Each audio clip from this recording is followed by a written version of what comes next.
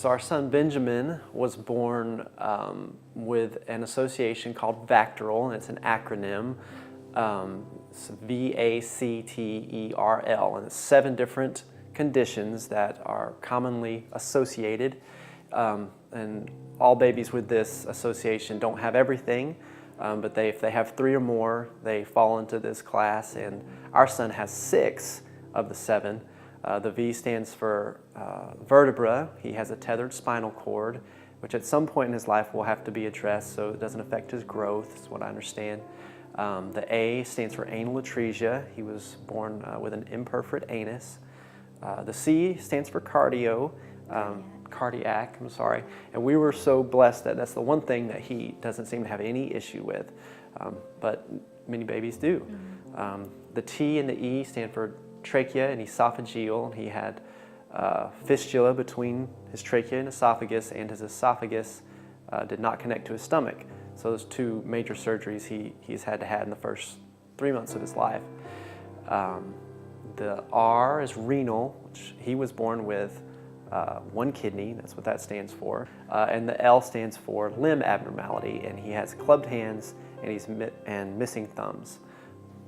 Well, he was born at 34 weeks, and we didn't know anything about his condition. You know, we had planned to do kind of a home birth with a midwife, and when my water broke, she came right over and said, you know, we're just gonna have to go to the hospital, and everything went from being okay to not okay really quickly. So even from labor, he had prolonged decel, so we had to have an emergency C-section, and we didn't even know his gender, so we were kind of waiting for that big reveal because we'd heard that's like the best surprise that you can get.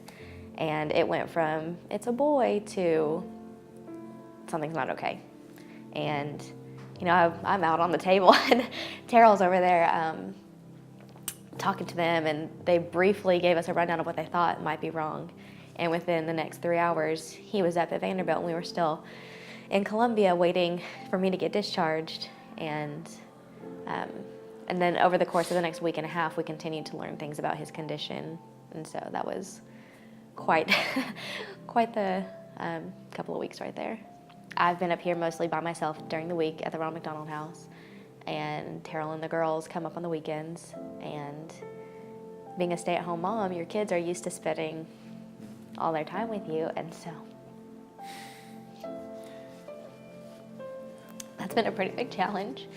But having them be able to come here where we can all be together, you know, and they don't know that this is a hard circumstance. I think they don't know that it's been hard the way that we have felt that it's been hard. Well, the Ronald McDonald House has provided us a home, I mean, a place where, you know, I mean, it just takes off a lot of stress, because it's just somewhere we can come back to after a really hard day at the hospital.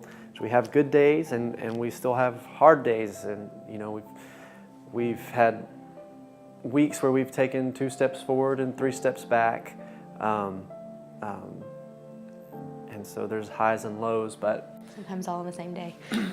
Yeah, so at the end of those hard days, it's nice to know that we have a home just a few blocks away that we can retreat to, and we can relax and sleep, and the girls have somewhere to play, and not have to worry about meals. I mean, every night almost somebody brings in a meal, and that's, you know, when you're up here trying to finance all these things can be a weight on our family, but knowing that there's always supper here and breakfast for the girls, and it's kind of been an invaluable experience being able to stay at the Ronald McDonald House. We just feel really blessed that our family can be here together, and like I said, everybody just loves on the girls. I mean, they're like little superstars. People just, you know, it helps because we know that our attention and our focus is really kind of tunnel visioned on Benjamin right now, and so the slack has been picked up with friends and family, and then of course staff here and at the hospital. So that's been a big part of the blessing of being at the Ronald McDonald House. When we came into this situation to stay at the Ronald McDonald House, you kind of get your head down and feel like we just want to get our baby home. But then something that develops organically, which is pretty neat, is you start to meet people because you eat your meals together, and you develop a support system where you can talk to everybody, and you may be having a bad day and they know what it's like to have a bad day because they're going through it with their kid too. And that has been a really neat thing that's developed for us. We've made lifelong friends that, we didn't know 6 months ago. I would tell somebody who was hesitant about donating to the Ronald McDonald House to do some research and get informed about what they do. Because I had heard of the Ronald McDonald House, but I didn't know the extent of what they did. I knew it was a place for people to stay. And then we walked in the doors, and we came at a really good time. It was Christmas time, and they had all the decorations up, and it was just amazing because we felt like we'd walked into a home.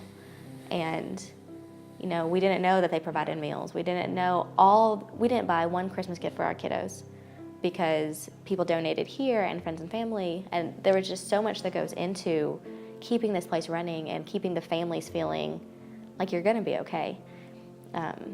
And so I would just have people kind of maybe get online and research what the Ronald McDonald House does and kind of how it started, because it's pretty eye-opening to find out everything that is encompassed by being here. I feel like even though this has been a journey we've never wanted to go on, and I don't think any parent wants to travel this road, we feel fortunate to be where we are with the team that we have. If you have to be here, this is the way to do it. So I feel like that's blessed us more than we have words to articulate.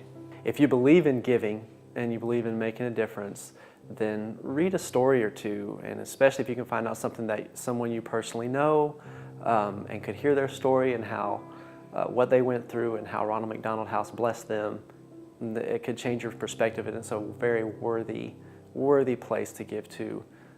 So get informed, find out about it, because it's a great place.